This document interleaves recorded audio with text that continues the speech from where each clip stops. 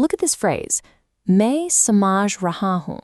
If you translate this directly in your head, you probably get I am understanding. But in English, that is completely wrong. You just say, I understand. In English, verbs are split into two camps. You have physical actions you can actually see happening, like running, driving, or playing, but then you have invisible actions. These happen entirely in your mind or in your feelings. We call these invisible states stative verbs, and there is one unbreakable baseline rule for them. They cannot take an ing at the end. Adding that continuous ing sound to your thoughts doesn't improve the grammar. It actually signals to the listener that you are translating directly from Hindi instead of following English rules. So which verbs are invisible? You can group them into 3 clean categories on this list: thoughts, feelings, and possession.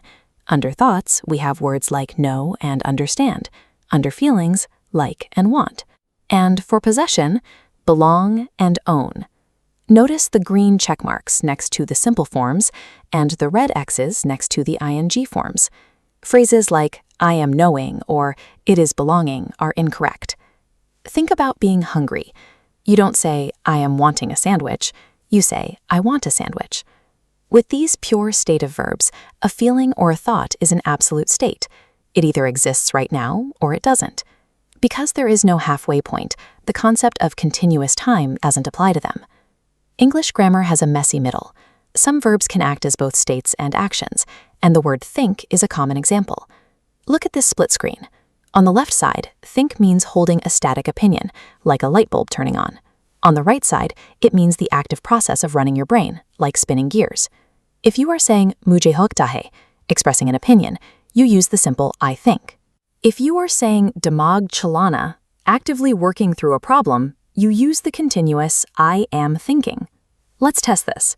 How do you translate I am actively considering my upcoming exam? Because your brain is actively working, it routes to the right side. I am thinking about my exam. The correct grammatical form isn't determined by the word itself. It is driven entirely by your internal intention as the speaker. That brings us to be.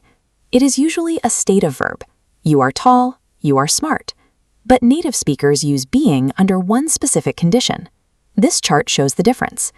The top flat line is a permanent personality trait. The bottom spike represents a sudden temporary behavior. If your friend is always a miserable person, they are just grumpy. That's the top line. But if they are usually happy and just acting selfishly right now, they are being grumpy. It's a temporary mask.